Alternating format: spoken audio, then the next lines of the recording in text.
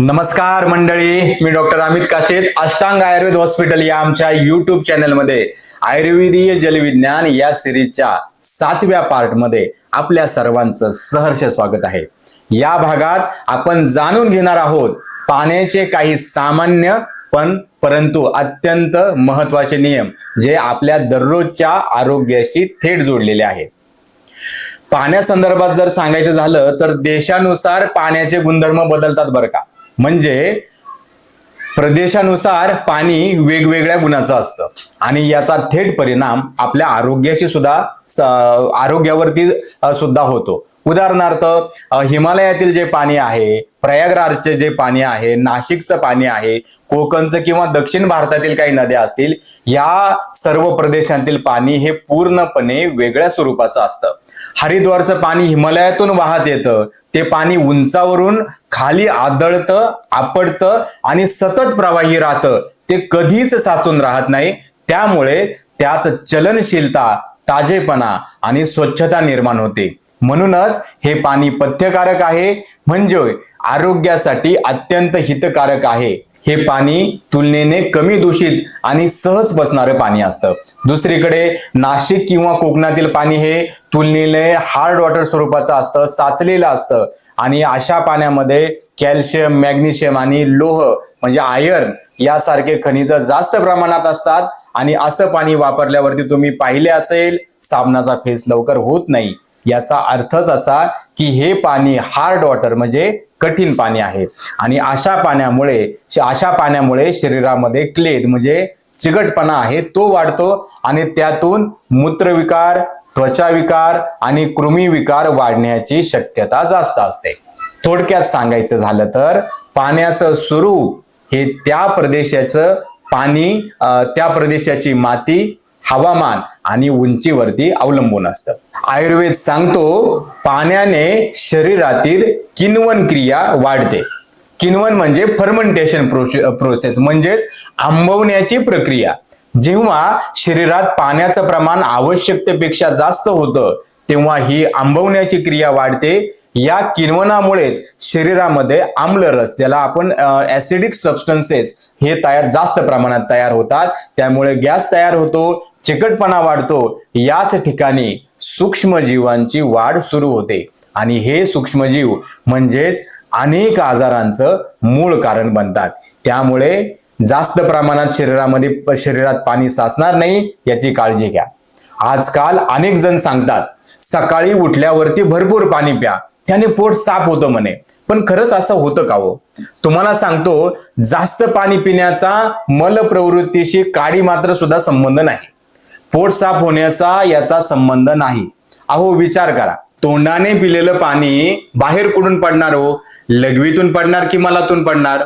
हा, जुलाब झाल्यास गोष्ट वेगळी आहे, पण पाणी कधीच पोट साफ करण्याचं औषध नाही, ही गोष्ट लक्षात ठेवा। असं होऊ शकतं की जर आपण तेल किंवा स्निग्ध पदार्थ जर घेतले तर त्याचा परिणाम मलमार्गावरती होईल, पण पाण्याचा नाही, ही गोष्ट ध्यानात ठेवा। कारण आपण एरंड तेल जर काही पिलं तर ते काही लघवीतून बाहेर नाही निघणार, तर ते पोटातूनच बाहेर निघणार, किंवा तूप वगैरे आहे, तर या गोष्टींचा आपल्या आतड्याचे संबंध आहे, पोट साफ होण्याचे संबंध असू शकतो, परंतु पाणी पिण्याचा आपला पोट साफ होण्याची संबंध नाही। कारण एक गोष्ट लक्षात ठेवा, अन्न मार्ग वेगळा आहे, मूत्र मार्ग वेगळा आहे, मल मार्ग, हे तिन्ही मार्ग वेगवेगळे आहेत, ते एकत्र मिसळत नाही।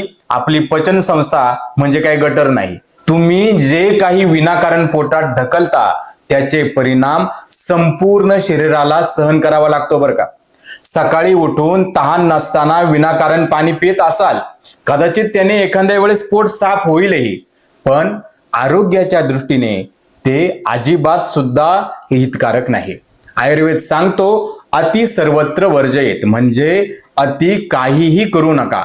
त्यामुळे साधं लक्षात ठेवा, तहान लागली तर नक्की पाणी प्या, पण जितकी तहान आहे तितकंच पाणी प्या। आयुर्वेद असाही सांगतो पाण्याचं सेवन हे सर्व ऋतूमध्ये सारखं नसावं, पाण्याचं प्रमाण हे ऋतूनुसार बदलतं हवं।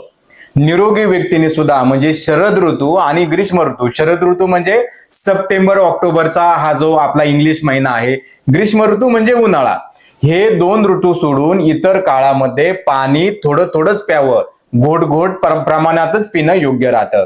कारण काय, ह्या दोन ऋतूमध्ये म्हणजे शरद आणि ग्रीष्ममध्ये शरीरात उष्णता, दाह नैसर्गिकरित्या वाढलेला असतो आणि त्या काळात पाणी थोडं अधिक प्रमाणात घेतलं तर ते शरीर सहज पचवू शकतं आणि शरीराला पाण्याची गरजही असते. पण इतर ऋतूमध्ये जेव्हा हवामान थंड, दमट किंवा ओलसर असतं तेव्हा जास्त पाणी घेतल्यास शरीरात कफ, आम आणि सूज येण्याची प्रवृत्ती वाढते. विशेष लक्ष द्यायचं म्हणजे ज्यांची भूक कमी आहे, पचनशक्ती कमी आहे, ज्यांना पोटाच्या संबंधातील आजार आहे, आपण त्याला उदररोगी म्हणतो, अशा व्यक्तींनी पाणी कमीत कमी प्रमाणात पिणं हे गरजेचं राहतं. अशा व्यक्तींनी पाणी कमीत कमी प्रमाणात पिणं आणि तेही हळूहळू घोट पाणी पिणं हे गरजेचं राहतं. कारण पाणी अति घेतल्यास त्याच्यामुळे जठराग्नी म्हणजे आपली पचनशक्ती मंदावते आणि शरीरात अपचन आणि आमदोष निर्माण होतो व रोगाची निर्मिती होते. आयुर्वेदातले महान आचार्य वाग्भटाचार्य सांगतात, रोगे सर्वे अपि मंदाग्नो, म्हणजेच सर्व रोग हे अग्नी मंद झाल्यामुळेच तयार होतात बरं का. थोडक्यात सांगायचं, आपली पचनशक्ती म्हणजे आपली जो जठराग्नी आहे, जेव्हा अशक्त होतो तेव्हाच शरीरात सर्व रोगांची म्हणजे आजारांची बीजे पेरली जातात. आचार्य पुढं दुसरं सूत्र असं सांगतात, रोगा सर्वेपि जायन्ते वेगो दिरन धारणही, म्हणजे सर्व रोग दोन गोष्टीमुळे होतात. एक म्हणजे वेगोदिरण, वेग आलेलाच नाही तरी जबरदस्तीने तुम्ही त्याला प्रवृत्त करता, आणि दुसरा म्हणजे वेग विदारण, वेग आला तरी त्याला तुम्ही अडवून ठेवता.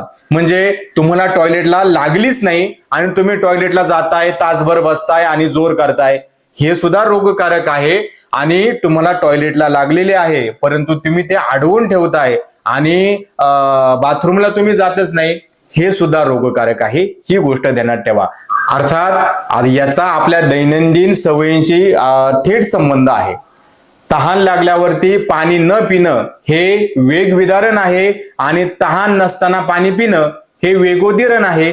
दोन्हीही त्रासदायक आहे. त्यामुळेच दोन्हीही गोष्टी करत असाल तर रोग निर्माण होऊ शकतात किंवा या सवयी रोग निर्माण करतात. अति पाणी प्यायल्याने भूक कमी होते. भूक कमी झाली की समजायचं की आपला पाचक अग्नी म्हणजे पचनशक्ती मंद झाली आहे. आणि आयुर्वेद सांगतो सर्व रोग हे अग्नी मंद झाल्यामुळेच निर्माण होतात. म्हणूनच भूक लागेपर्यंत उपवास करा, लंघन करा. कारण जर चुलीतच जर काय आगच नाही तर चुलीवर पातेलं किंवा तवा ठेवून काय उपयोग होणार आहे का? आणि पातेल्यात घालणार तरी काय, आणि घातलं तरी ते शिजणार आहे का? अगदी तसंच अग्नीच नाही तर शिजणार तरी काय. आणि म्हणून लक्षात ठेवा, जेवढी भूक आहे तेवढंच जेवण करा आणि जितकी तहान आहे तितकंच पाणी प्या. कारण जर पेटलेल्या चुलीत पाणी ओतलं तर काय होईल? होय, चूल विझणारच आहे. गरम पाणी ओतलं तरी सुद्धा विझणार आहे. मग तुम्ही थंड पाणी, ज्यूस, मधाचं पाणी, कारल्याचा रस असू द्या, दुधी भोपळ्याचा रस असू द्या, काही ओतलं तरी ते अग्नीचा नाशच करणार आहे. म्हणून रिकाम्या पोटी बिनकामाचं अति प्रमाणात पाणी पिऊ नका. कारण पाणी अमृत आहे, पण अति घेतलं तर तेच रोग निर्मितीचं कारण ठरतं, ते विषासारखं मारक ठरतं. आयुर्वेद सांगतो, पाणी शुद्ध ठेवायचं असेल तर त्यासाठी वापरलेली भांड सुद्धा शुद्ध असणं आवश्यक आहे. म्हणून आपल्या प्राचीन शास्त्रकारांनी सांगितलं आहे, पाणी नेहमी पितळाच्या, तांब्याच्या किंवा मातीच्या भांड्यात ठेवावं. मातीचं मडकं हे सर्वश्रेष्ठ मानलं गेलेलं आहे. कारण मातीमध्ये 18 मूलद्रव्य म्हणजे जे एलिमेंट्स असतात आणि हीच ती द्रव्य ज्यापासून आपलं शरीर बनलेलं आहे. म्हणूनच मातीच्या मडक्यातील पाणी हे शरीराची सुसंगत असतं. ते शरीराच्या कोणत्याही नैसर्गिक नियमाला विरोध करत नाही. उलट ते शरीरातील उष्णता आणि शीत गुण यांचा संतुलन ठेवतं. पितळ आणि तांब्याच्या भांड्याचा वापर अत्यंत हितकारक आहे. ही दोन्ही धातू पाण्यातील सूक्ष्म जंतू, विषारी घटक नष्ट करतात. पण लक्षात ठेवा, तांब्याच्या भांड्याला हिरवा थर दिसू लागला तर ते भांड लगेच स्वच्छ करा.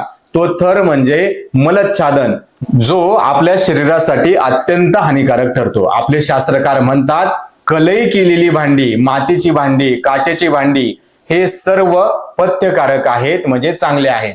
पण प्लॅस्टिकच्या बाटल्या किंवा कॅन मध्ये पाणी ठेवलेलं पाणी मात्र सर्वाधिक अपथ्यकारक आहे.